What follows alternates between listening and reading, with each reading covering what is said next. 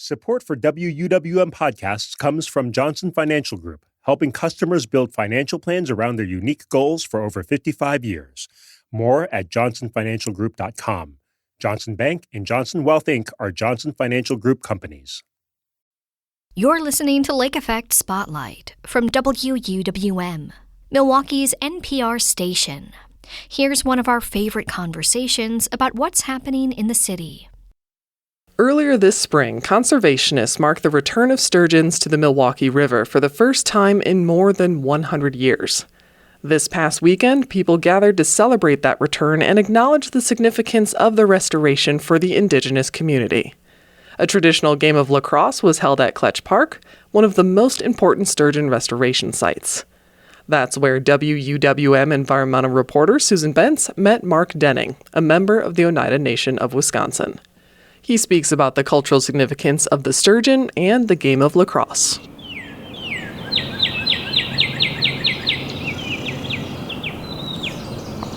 First, Wayne Boiju and away Maganaduk, not away Benezi, Indigenous cause, the main Dodem, Anishinaabe and Dow, Neopin and Donjaba. Mark Denning. I am Oneida in Menominee, descended from other tribes and European folks as well. What I'm doing here today, to come here and prepare our land and our water for what's going to happen. We know that sturgeon probably have not been in Milwaukee rivers for over 170 years, 180 years. They were hunted, killed for their bodies to be used as fuel in the Boston whalers and other steamships that were on the Great Lakes. People would shoot them from the bridges of Milwaukee and sell them. They were considered a nuisance fish because they would tear the nets of people that what we now know as Jones Island, those fisher communities.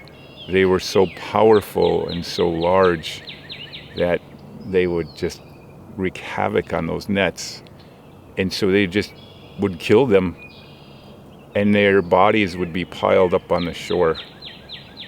And for us as Native people, we think about our sturgeon that have returned, and we know a couple things. One is they used to live here in the place where I am at. When they would travel here in the spring, people would write and share in our stories that it was as if you could walk across their backs from one shore to the next, to the other side. It must have been an amazing sight. And of recent, sturgeon have come back through the work of not just Native people, for sure, but a host of other concerned citizens, environmentalists, and scientists. And it's decades of work. And the citizenry of Milwaukee and surrounding areas has been amazing in its support when it would grow sturgeon in tanks from little eggs in the beginning of life to where they would be released into our Milwaukee River. And again, it's been going on for decades. And it's an amazing thing. And it's a powerful reminder, especially today in what's going on all around us with division. In this, sturgeon don't care if we're one part of an argument or another. They're just here and they just exist. I'm Sturgeon Clan, and I have a special kind of place in my heart for them. And they are our teachers, they're our stargazers, they're the ones who help mediate disputes for some of our clans. And there's certain ways of dance, and there's a deep history for us as Indigenous people. I guess what I'm trying to say is Native people share a history with sturgeon. And that history is this. At one time, there were hundreds of thousands of us in the Great Lakes area, if not millions. And we were hunted. People trying to exterminate us and destroy us, remove us from our homelands. And to a great degree, successful in those efforts to make way for destruction and what people thought was a good life of having more and more and more. And as Native people being removed from this place, eventually we found our way back to Milwaukee. And in some cases, we never left, but hidden. The same is with sturgeon. Now they're back. And that speaks to our native community in such a powerful way because we're back too. And we're trying to revive some of the things that have been left to us by our ancestors. And one of those things is the game of lacrosse. And that's what brings me here today at this river.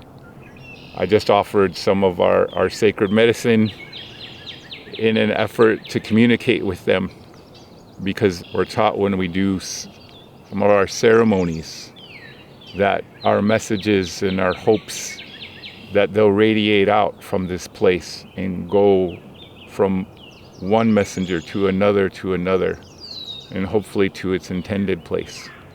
And in this particular manner, it's the intended place is our sturgeon. That we love them, we welcome them home, and we're going to celebrate their return in great happiness. Because just like I said, they're back and so are we. And lacrosse is now here, the fastest growing sport in the state of Wisconsin. And a lot of people, I think, forget that the only two programs that had a modern rendition of lacrosse from kind of the 70s into the 80s was Marquette University and the University of Wisconsin. The presence of traditional lacrosse was a sometimes thing.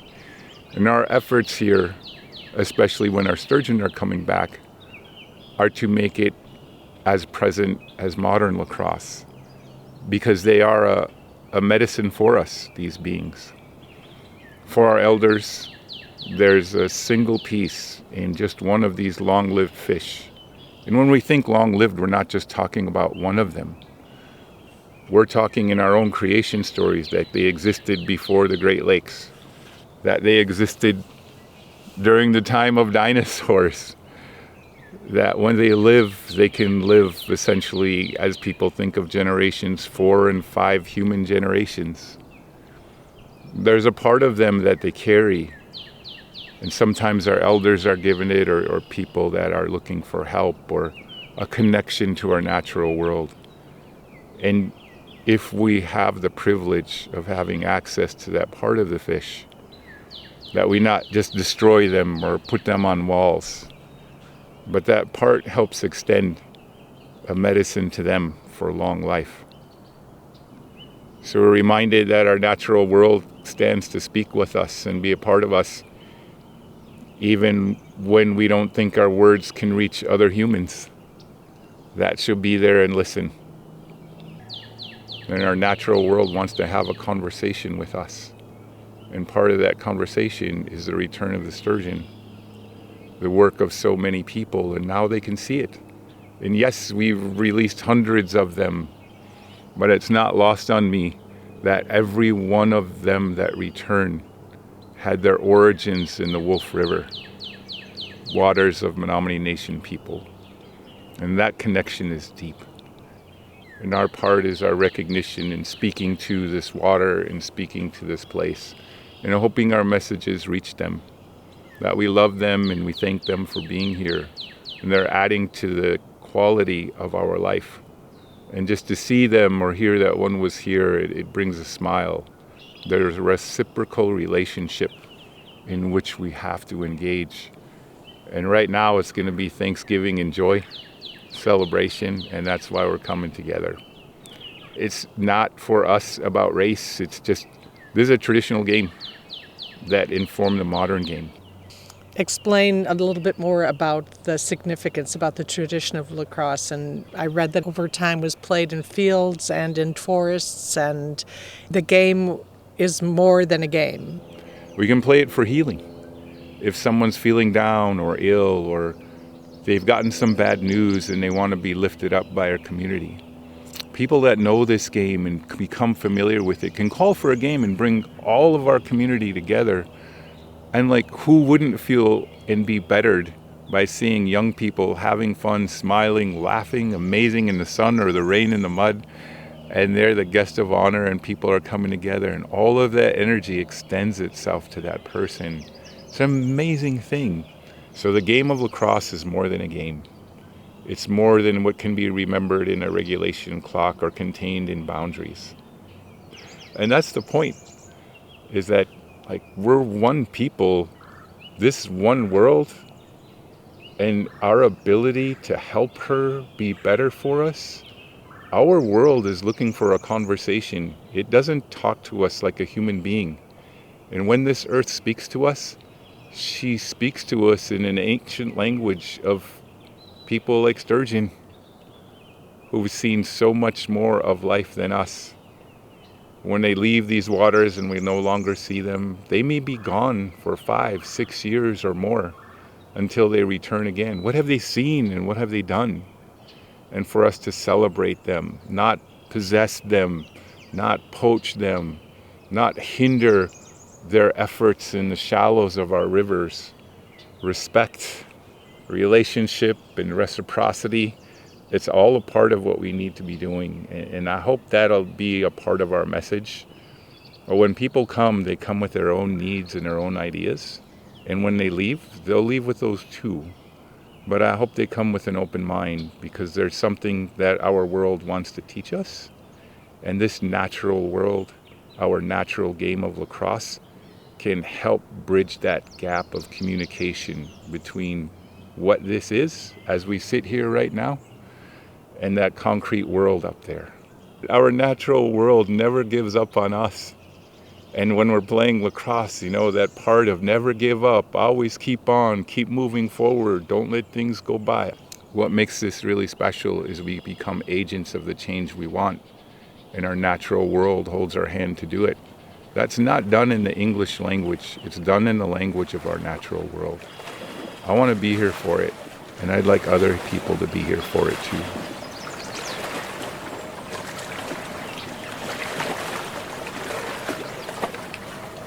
Mark Denning is a member of the Oneida Nation of Wisconsin. He spoke with Susan Bence this past weekend at a lacrosse clinic that celebrated the return of sturgeon to the Milwaukee River.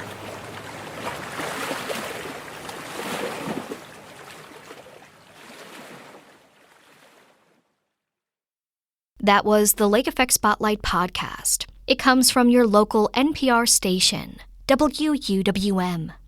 Subscribe to the Lake Effect Spotlight podcast to hear more great stories about Milwaukee.